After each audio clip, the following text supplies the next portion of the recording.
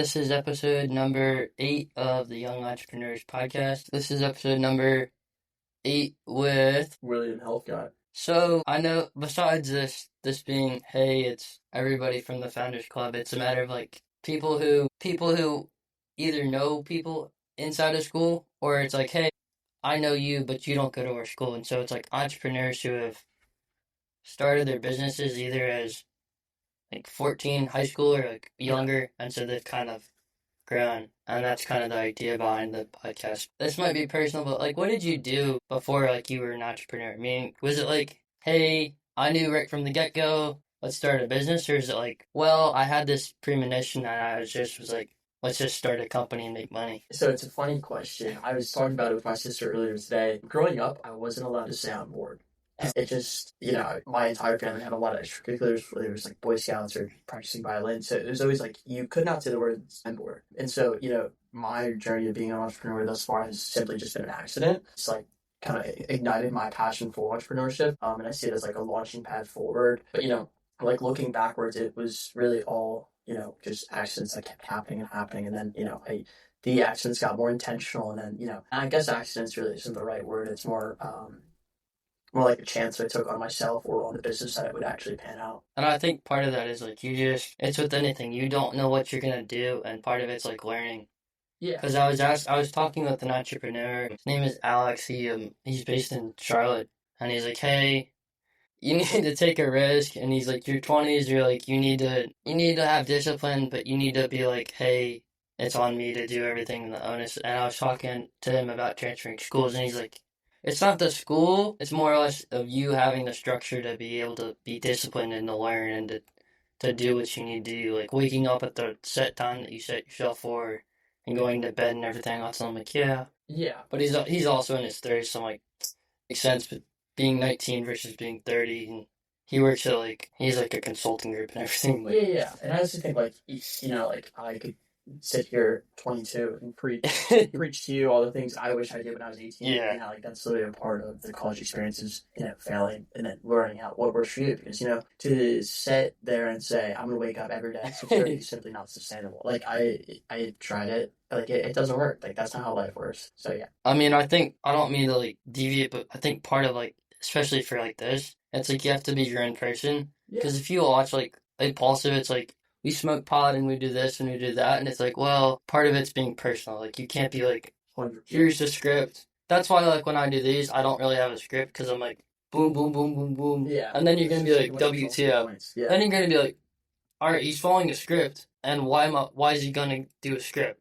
Because you don't want it to be like, you want it to be natural. You don't want it to be like, all right, we're doing this, we're talking about this point. Yes. Like, it needs to be like, don't know what's going to come. Yeah. Yeah. Yeah. No, I think this way's better. So, what was the transition like from college or high school into college? Yeah. It's a good question because now I feel like I'm reflecting back on that time as, again, I'm in a transitional period. I guess, the transition was a lot of people asking, what are you going to do? Like, are you going to continue doing the honey? And my thought was, yeah, sure, I'll just see, if I can. And then, I had a partner in upstate Columbia, and that's been the best partnership I've had.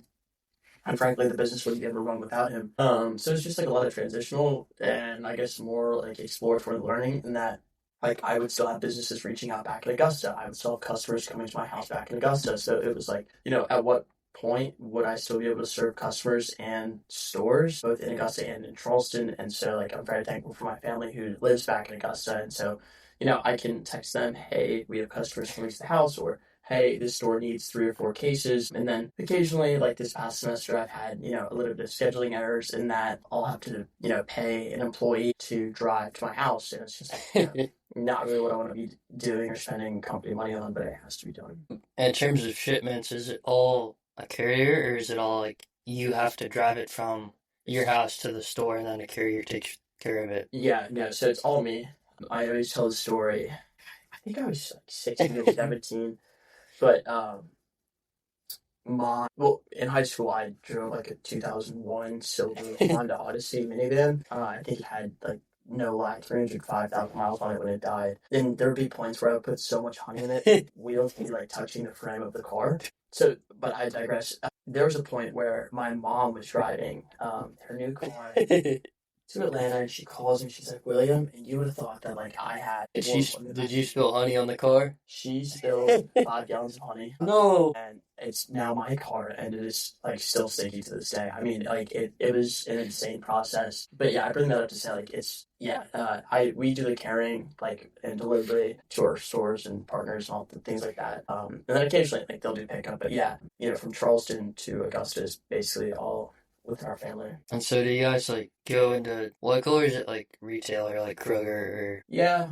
So part of me wants to consider doing like the Kroger route. Yeah, I just don't know how much, frankly, overhead you need. Like their MOQ is very, very high.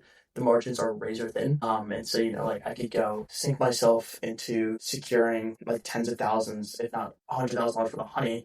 And it's like, hey, we're not renewing your contract. And it's like, okay, well, I was operating on such a thin margin.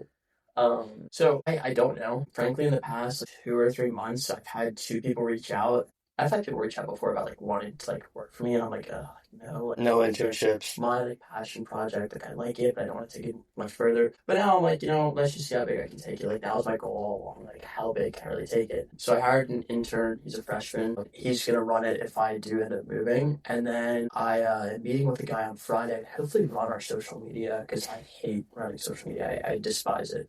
So that's been two cool growth opportunities perhaps in the future, but the one for sure.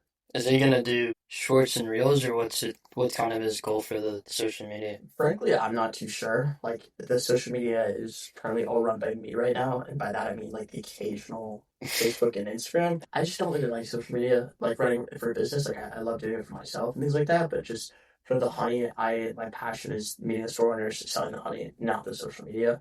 And so, like, outsource the social media, I think, will be a very beneficial aspect. So you focus more on the personal connection versus the large volume that social media can generate. Yeah, yeah.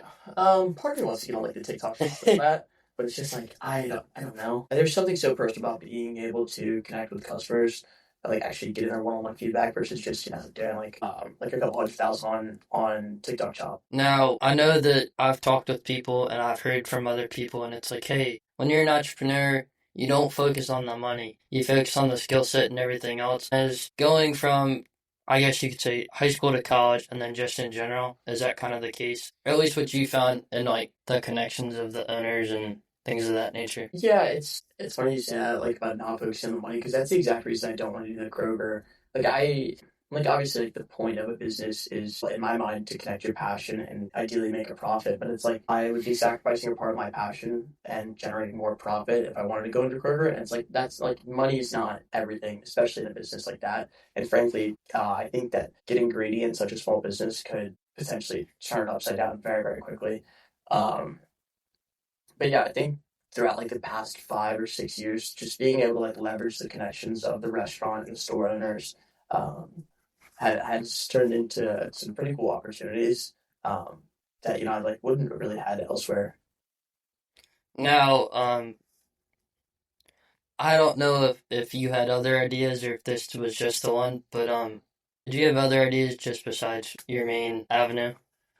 It's another good question. So yes, like I know I won't. I would love to be an entrepreneur, especially when I'm older. I see like the honey, like I said, is kind of like a stepping stone. Like this ignited my passion for owning my own business, doing what I want to do, and building something for myself. I don't know. I don't know what that business would be. Like if I was sure I could scale the honey to a pretty high mark, I would do it. But then again, like I'm not like when I was whatever 15, 16, going out on my bike, I wasn't even sure I was going to sell a jar, and it's like yesterday I did more in revenue than I did more in revenue this past week than I did my first 2 years, and it's just like that's insane to look back, and it's just like I kind of got to the point where it's like oh like it's not that big of a deal, but it's like it's crazy to get like the memory of like wow like you know what I mean? It's grown and it's exploded. Yeah. But I think what I was driving at was the honey idea the only one, or were you kind of like, hey, let's do clothing or let's do media marketing or something along those lines? I don't know. I would say I've like always frankly been an entrepreneur. Like I can literally remember sitting outside my driveway like trying to sell a bracelet and just being like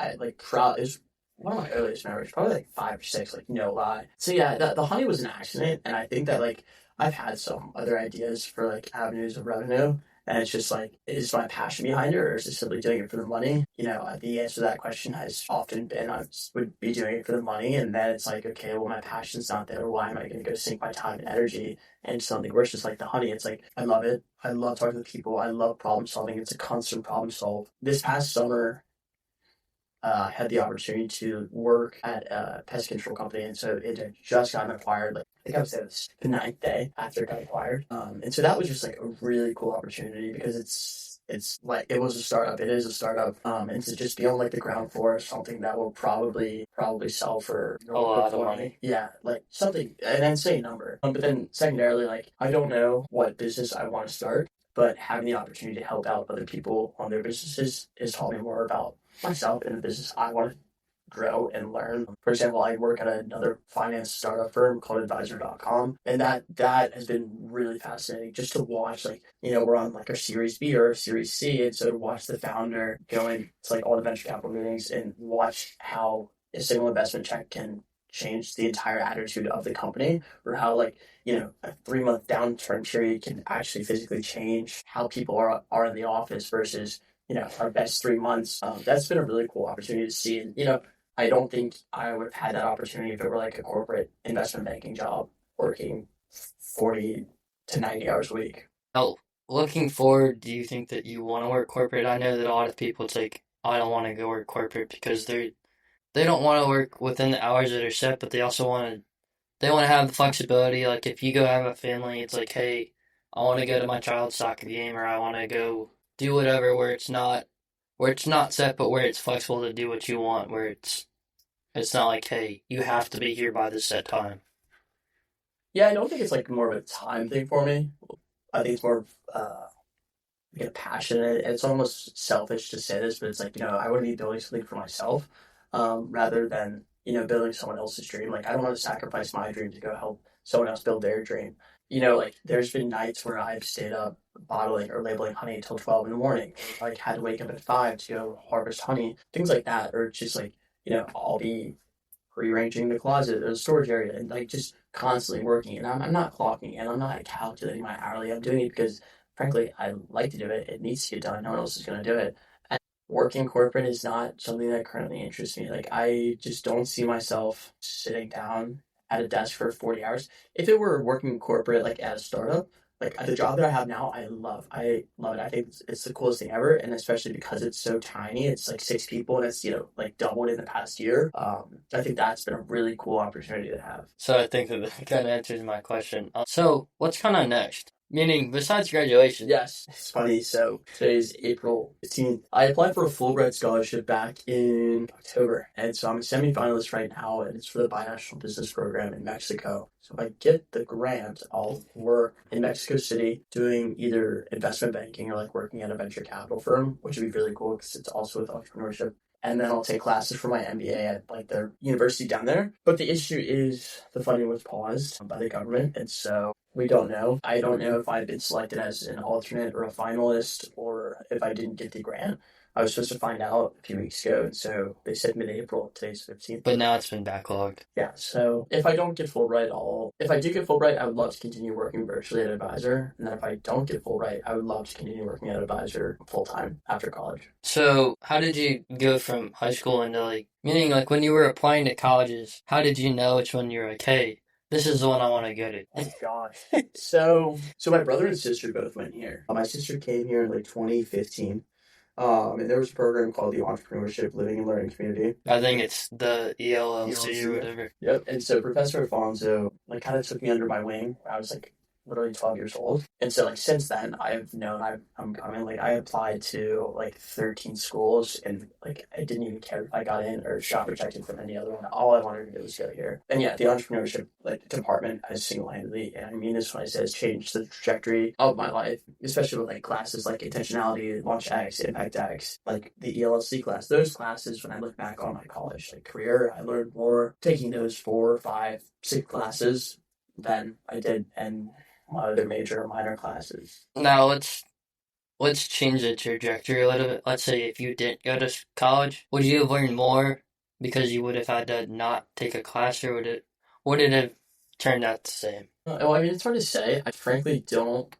it's scary to think about like not going to college. I think that I learned so much in college, like emotionally, like psychologically, about business, but also like how I want to live my life and how I want to structure my life. So like beyond even the textbooks, I think that I would 100,000% go to CC again. I would kill to be back doing it all again. Like I think frankly, if I came back as a freshman, like right now, knowing everything that I know now, I would still learn even more. It would just be accelerated a lot faster. There's so many programs that like I didn't join because I had other commitments or things like that. Yeah. Yeah, so right now I'm not like set on getting my MBA. Frankly, I don't know what the future holds. Like I would love to get an MBA later on. I think it's really good opportunity to like leverage your network and expand your connections. But like at this point, I would not even consider going to pay out of pocket for an MBA in a million years. I think that part of the reason why people go back to get their MBA after waiting a few years is because the knowledge and the experience that they've gained over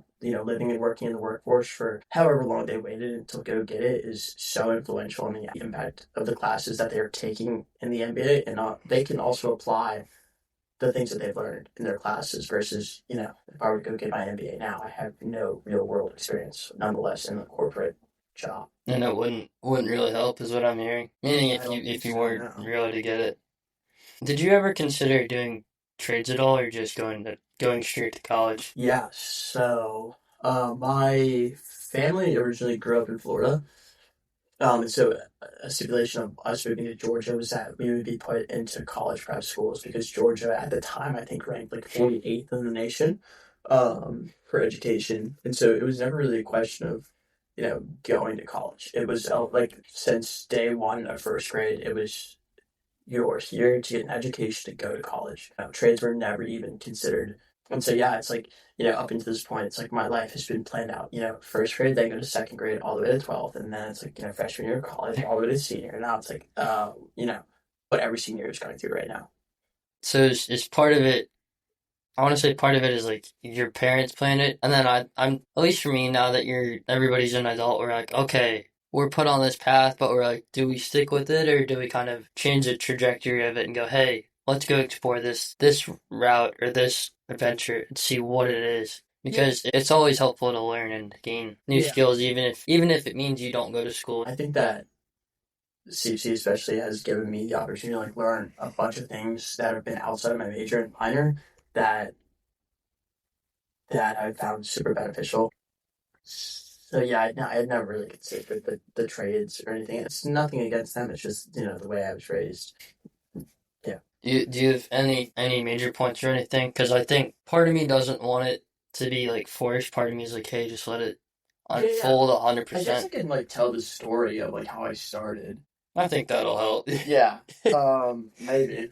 Yeah. So when I was 8, when I was 8, my mom let us each choose, my siblings and I each choose a 4-week program. My sister chose one, I chose beekeeping. And at the end of the program, there was a raffle for a beehive, one that was way out of my 8-year-old budget. And I ended up winning it, which was amazing in and of itself. And frankly, the raffle has since changed my life. But we tried for 2 years to keep the hive alive, and when I was 10, my father got diagnosed with pancreatic cancer, and so we had to give up the hive. Focus was elsewhere, things like that. So the following year, he ended up passing away from the cancer, and I was in the garage, and it was in like a trash bag, and I was like, "Mom, can I try again?" And she's like, "Yeah, but it's your responsibility entirely." And this is like a story I haven't told, but so at this point, 8 years passed, I'm 12, and we're finally getting these, and I'm installing them. And we drive out to this man's house. It's the middle of nowhere. Is this like in the middle of the night, or is it just? Oh, in the middle of the night, it's raining. We're in rural South Carolina on a dirt road. Oh. The next day, I'm putting them in, and they're stinging me, and I'm like crying. And my mom and I get to the biggest fight because I'm like, I'm not going out there, and she's like, No, you are, because you already committed to doing it. You said you're gonna do it. Go do it.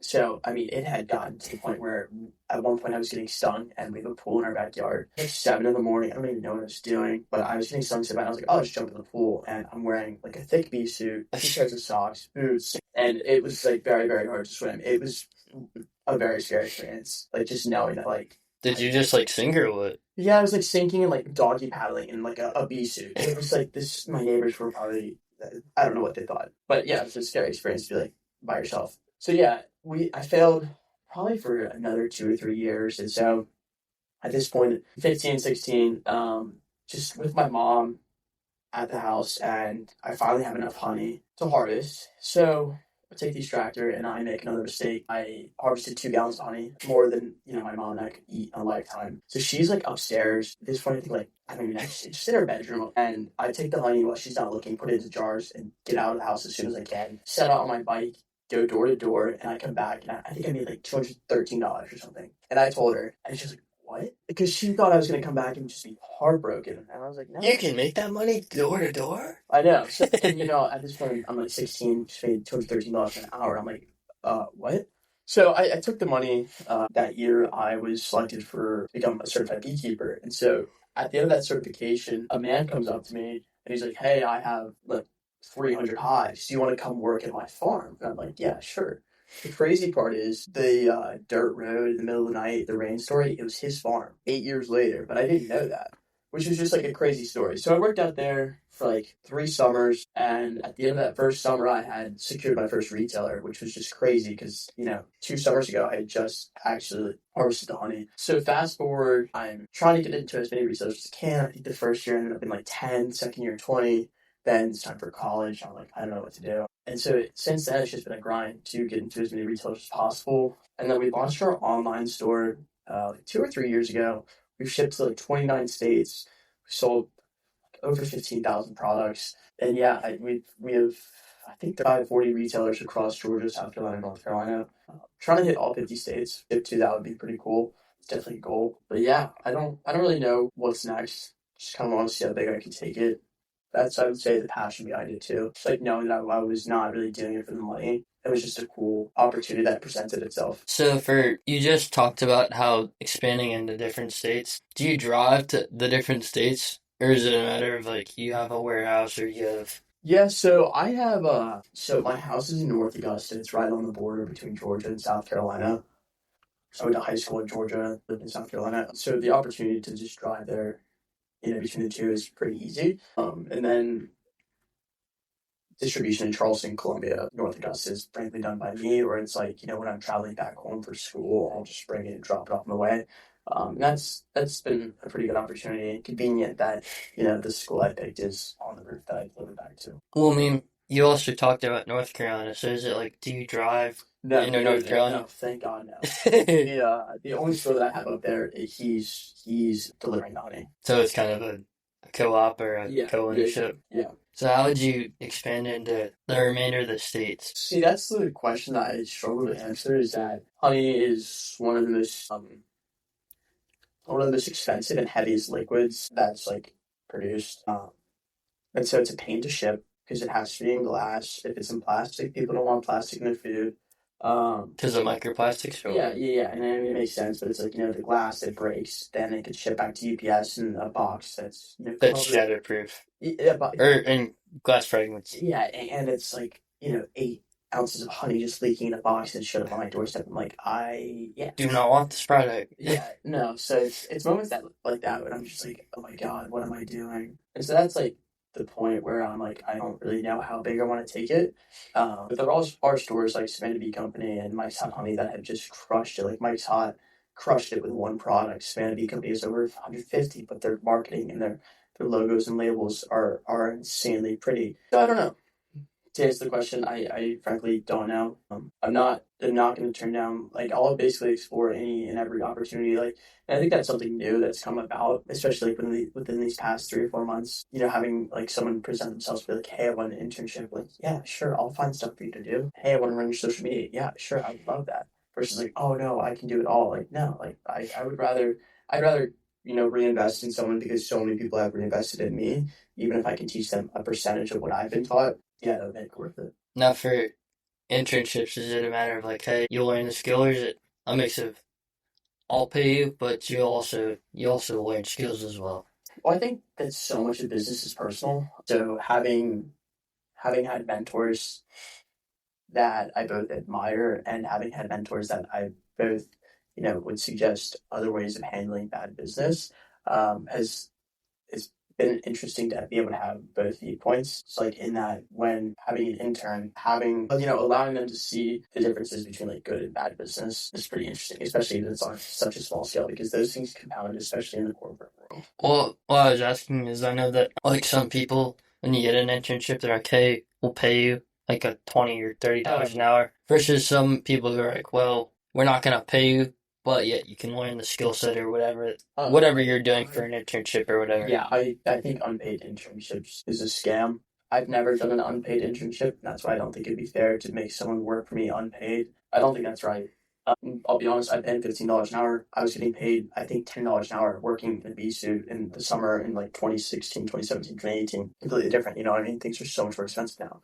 So yeah, no, I would never, also, you can't put a price on education. No, Like, you can't. even if you could, I wouldn't say, hey, what I'm going to teach you is worth X amount. I just think frankly, I'm not even saying that I know that much. Meaning, well, kind of building off of that, you just talked about price or education doesn't have a price. Would you say that looking back on being in college, meaning like if you were to learn everything and then not go to college, meaning like I think what I'm trying to say is what what you just talked about and tying it in with being an entrepreneur and like, hey, like do you have to spend money in order to learn, or can you like figure shit out without? Because I know like even today it's like, hey, go pay me $50 for an online course and I'll teach you, But yeah, and it's like a scam, and I'm like, I would why am I never, gonna pay you? yeah, I would never, ever, ever spend money on a course or anything you need to learn. You could find online for free. I would never like ever spend money on a course.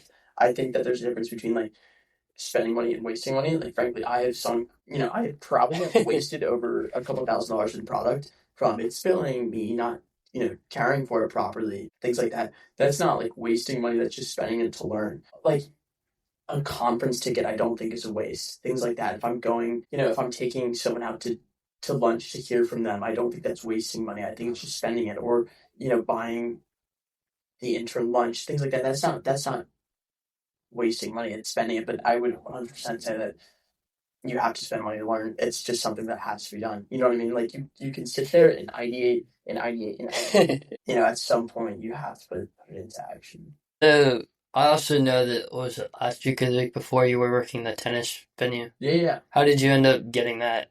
Yeah, so I talked about how the entrepreneurship department like changed my life. It was, and I will talk about this class probably until I die. Like no lie. It's called Intentionality by Ben Navarro. It was everything that he wishes he would have known at 20 years old. And so, I mean, the class had everything in it from like mental health, physical health, nutrition, exercise, family connections, relationships. Like it was insane. I'll never forget. I was sitting in class and we were watching a TED talk and I'm just sobbing. I'm sobbing. And I've like never cried in a class before. Like that class has frankly transformed my life and so many people's lives.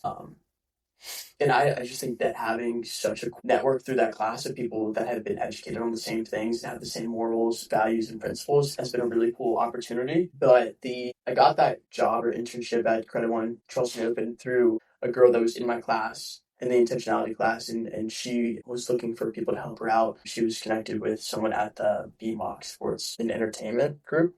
So that was just another great opportunity that I would not have had, obviously, if I didn't go to college, if I didn't take that entrepreneurship class. So is it kind of expanded, meaning like meeting other people has led to into someone offering you an internship and then you can do the flip and then offer somebody else an internship or whatever it is? It's cool. It's cool to be able to like leverage your connections, and that wasn't even like a leverage, but yeah, it's definitely cool to have someone like in my network who I look up to her obviously so much, but to be able to volunteer with her was just a really cool opportunity. Yeah. And then because I know most entrepreneurs have a mentor, was it the mentor from the bee farm, or is it somebody else who's like, Gosh, I don't know. I think I draw my inspiration from a lot of people. I would say my mom, number one, my sister, for countless reasons. But my mom, obviously, because she would not let me quit on the bees. Number one, like it could have stopped there. My sister, she helped me make the label, like would mentor me. If the store said no, and I'm coming home like crushed because I don't have a retailer now.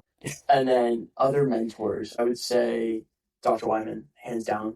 Freshman year, I'll never forget going in there and meeting him. he's had a tremendous impact. He's written so many letters of recommendations. He's one of the main reasons I got into the intentionality class and like the life changing experience. Professor Alfonso, his entrepreneurship living and learning class, living and learning community, that was hands down. I mean, I still talk to the people that were in my first year on the first floor of Barry. And I think that was a really cool opportunity to have that community of people that you know worked hard, people that you know were interested in entrepreneurship. But then also like professors like Troy Noss, like he's such a seasoned investor. He can kind of see through bad pitches. He can offer you good advice. You can take him out to lunch and ask him, "Hey, what do you think about this? Can I pick your brain about this?" So it's not like one mentor. I'd also say like my landlord has offered a lot of insights, or like working at the finance startup. That's been a really cool opportunity to receive mentorship. Like there's so many others. I wouldn't and I couldn't pin it on one person. Um, yeah. I know that you're the second person that said pick Dr. Wyman's brain. Yeah. Because Professor Trent, I don't know if you know who that is. He was at when he spoke at the Oh speakers yeah, event. Trent. Yes. Yeah. Yeah.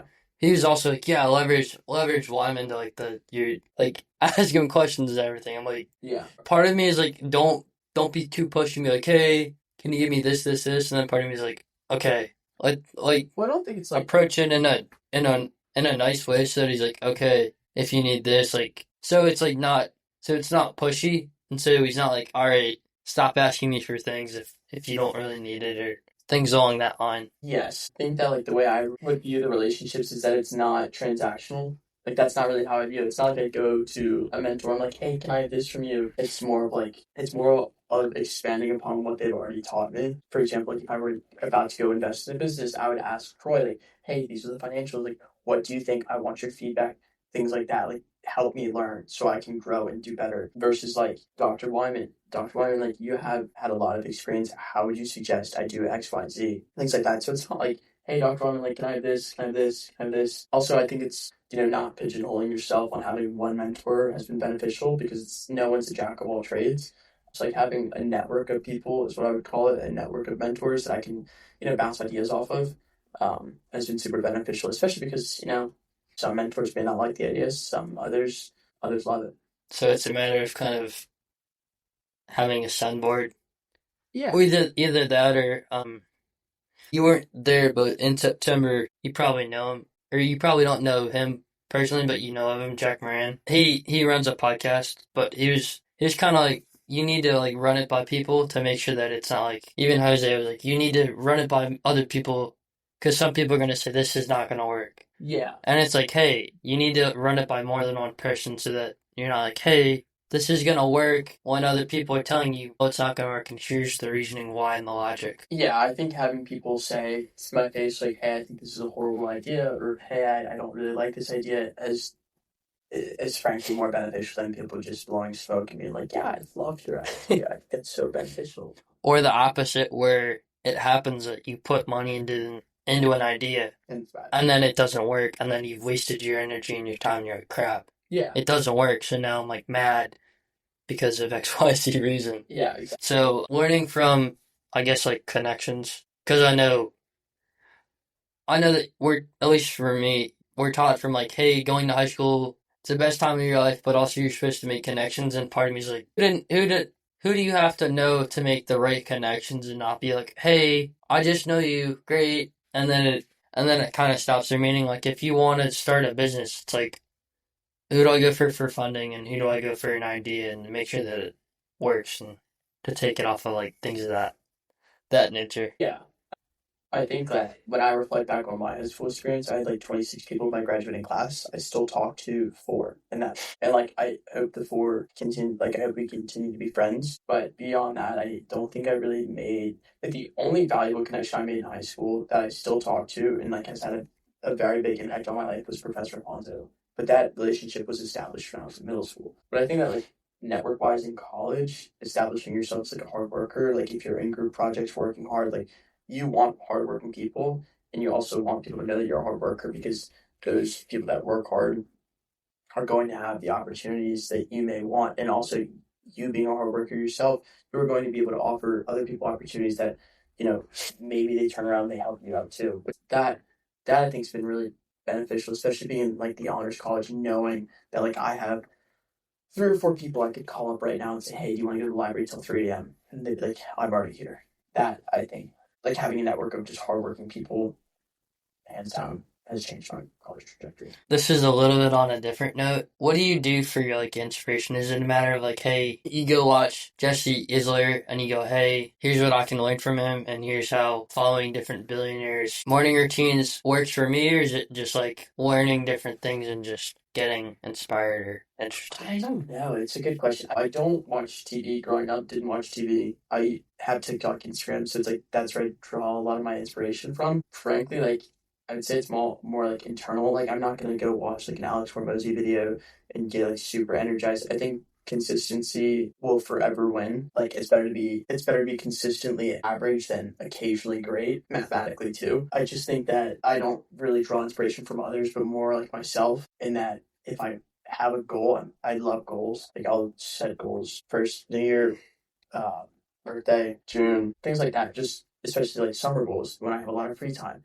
That's where I draw my inspiration from. It's like I know hitting these goals will help me better myself, better the business. I'm not gonna be able to draw inspiration from someone else. Like if I see someone else succeeding, maybe that'll light another fire under me. But I don't think that fire is sustained. Yeah, I think that's a good point. I mean, shoot, what did I just? Oh yeah. I also know that like some people, this is different from high school, but it's like, hey, in high school you're supposed to be like getting all A's and B's, and then when you go to college, everybody's like C's and D's work, and you're like, and you're like, is it really as important as it's emphasized, or does it matter? Because if you look at a lot of successful people, they're C people, meaning they got a lot of C's, but yet they did a lot of things that were great later on that allowed them to, I mean, regardless of the letter grade that they got in school. I think it's dangerous, frankly, to like compare yourself to other people in general, let alone like considering dropping out. I think the percentage of people that drop out versus the percentage of people that drop out and make it is like Slim to none. yeah. Who do you look up to in terms of inspiration? Is it like you look at Jeff Bezos, or is it just like you look up to your parents and that's kind of it? Yeah, I'd say like my mom and my sister. Like my mom works so hard, so hard. Also, like my boss and all the bosses I've had have always worked so hard. So it's like if they're working hard, they're not complaining about it. They're not moaning and groaning. I can do it too. Things like that. Also like looking at my friends, like they're writing their essays, they're not complaining about it. Shut up and write. That's where I draw a lot of my inspiration. Also like the goals. Like when I set goals, like I set them higher than I want to be, which is like a double-edged sword because it's like you don't end up reaching the goal, but if you do reach the goal, you're higher than when you originally started or like wanted to start. I think I draw a lot of inspiration and like aspiration from my goals, but also I wouldn't have had the background to know what goals to set if it weren't for people like my mom, my sister, my brother, Dr. Wyman, Alfonso, things like that. Also, like having the actual like college education and know what kind of goals. Like I can remember being in Professor Alfonso's class, like they carry audacious goal, like things like that. Yeah, that was definitely like a big framework. Like, what's the one thing you want to do in college? And mine was to get a 4.0. My sister went here 4.0. Straight student. Yeah, Like even not even an A minus. even I know some people. I don't know if this is true or not, but like I've heard that some people have gotten a 5.0. Yeah, so I'm like, there's no way. at other schools, yes, but CC, no. But it's like that, yeah, so I was crushed when I got my first A minus or whatever, but then it's like, I've been able to do so much more by not focusing, on schoolwork. And I say that, but also, like, I have, like, a 3.8. Yeah. So it's like, yes, I do focus on my school, I take it seriously, like, I try and get all A's every semester, but it's like, the occasional B, it's fine. You're a low C. Yeah, it's fine. I think I got one C. It was just like a finance class that I took over this summer, and I was being like, I just overloaded my plate like beyond. And like it's fine. Like I'm not gonna not graduate because of the C. It's gonna be okay. I mean, even like me, I got a D in stat. I didn't even pay attention because I'm like, my teacher is boring. And literally the last week of school, I googled all my teachers. Crappy. I'm like, are you kidding me? I mean, part of it was I was ill advised. Meaning I went to orientation, and as the last person, keep in mind they're like, hey, you need to do your research for your classes. It got to a point where they're like, hey, all right, kid, move on, and I'm like, what do I do? And now I'm like, but even like next year, I'm like, kind of what do I do? Because part of me is like, I know I need rigor, and then part of me is like, do I stay here? Because even Jose, he's like, yeah, stay here. It's good. You have a networking connection, and it's gold. Or I'm like, do I go and get help and rigor? But yet I know that I have to take college algebra, and yet because even like Massachusetts Maritime, they're like you need to take chemistry 101 and physics 101 and then trigonometry and pre-calculus, but you have to have the base of college algebra. Dropped out of college algebra because I didn't understand it and didn't devote enough of the necessary time into it. And like, Yeah, if you would ask me, I would never transfer. You cannot pay me to transfer from here. really? Yeah, no. Well, I mean, I part of it is like being an out-of-state student. It's Yeah, like financially, it's a lot higher yeah. than being in-state where it's like $4,000. Yeah, I mean, you can, there's a few things you can do. You can, like, file your tax leave, and then you have in-state residence. For South Carolina, it was like if I was in the Navy ROTC Mm-hmm. and I was on contract, it would have been half, and then I would have had to pay the in-state tuition, which was like $13,000, Yeah. which was like super cheap. Yeah, it's expensive. How has it kind of helped you with either in a personal areas or just like outside of being an entrepreneur? How is what helping? I guess being an entrepreneur, like, has it in terms of focus with school and just as a whole? I think that it's made my fear of rejection go down tremendously. Like knocking on people's doors, I still remember to this day the people that said no. I still remember the people that said yes. I just had an experience where I had to ask like 27 people. I wanted one thing, and each of these 27 people had it. Or no, it's 26. I asked 26 people in a row for this one thing. I'm not gonna explain what it was. Boom, boom, boom, boom. No, it wasn't in a row. I was going up to random strangers. I didn't know them, and 25 said no, and I was like, okay, when I get to 100 no's, I'll stop. Sure enough, the 26th person said yes. And so just like things like that, like the fear of rejection, I think goes down tremendously, and knowing that like it's gonna take for me To get one yes. Yeah, exactly. Okay. Now this will be opposite. Do you have anything for me? Meaning I haven't really done it where I've asked the guests questions like anything that they need to know or whatever. Because I think part of it is good to engage so it's not one-sided, but also part of it's like, hey, like make it more personal and not like here's the host asking a bunch of questions and they're like, all right, here's blah blah blah and whatever else. Yeah, who's the coolest guest you've had on the pod? I mean, I had Dave Hanley and I had Joe Fiero. Joe Fiero was interesting. Yeah. His talk about AI. How big do you want to grow it? As big as possible. I mean, I started out with originally four podcasts, which I started in September, and I've condensed it down to two, and then I've condensed it down to the one. But part of it is like even on Sunday, like my dad got mad at me. He's like, "Is this you?" Because I signed up for Apple, like $21, and if you go onto my Apple, if you Google this show, it doesn't even have my name for the podcast. Like even the images does not relate to this because Apple, the way that their system is set up, like the JPEG and everything, it doesn't even fit. Like I went on the Canva yesterday and was toying around with it, put the name and a picture and everything, and it was even in PNG and it wouldn't even upload for cover art. So I'm like, I'm gonna work with what I have, but yet I need to make sure that people aren't like, hey, what is this? This doesn't align with the podcast. Yeah. Yeah. But also that comes with like, finding other people that are doing podcasts saying, hey, how did you guys solve this issue? You know what I mean? Yeah. Like the guy that came to Founders Club that had his own podcast. Hey, how did you guys get your profile on Apple Music to be okay? Or excuse me, Apple Podcasts. Yeah. Or like comparing it to like Joe Rogan or things like that. I mean, because what I'm sure you're going to notice is that the one on Spotify versus the one on Apple is not the same. Really? Well, because Spotify is very different, whereas Apple, I understand it's more niche and you have to go pay a premium fee and everything else. Yeah, but also like that kind of goes back to like spending money versus wasting money. Like, yeah. I think $21 a month. Or it's a yearly fee. Yeah, so it's like, what, less than 50 cents a week? Yeah. Like, if that, a couple cents a day. For a subscription. Yeah. But my thing was that, like, I even asked Dave Hanley about, like, and Alex, the guy who was on the phone with today, I'm like, so, do you know anything about cameras or whatever? Because I'm like, this is great, but I'm like, people engage with more visual things. They don't just listen to things and be like, hey, because they wanna know what, like, the personal things that go on in a podcast. It's not just like, here's the audio, listen to it, hope it attracts, and so on and so forth. Yeah, but I think you have to see what sticks, you know what I mean? Like, talking about like failing and failing fast and failing forward. Like if you post this and it gets 100 views versus, you post your next one with a video and it gets 90 views. Was it the content that made you get less views, or was it, having the video and it was distracting? It was that, someone was messing with their headphones the entire time. Like what was it? So I guess they felt like It's a little bit of a double-edged sword, a little yeah, bit. but also like testing to see what works for you, because what works for you may not be having a video, or like just because it works for, Joe Rogan or some of the best podcasters doesn't mean that it may work for you. But also at the same time, like it's 100% worth it to try. And part of it is like you have to figure out what works for you and what doesn't work for you. Yeah, exactly, 100%.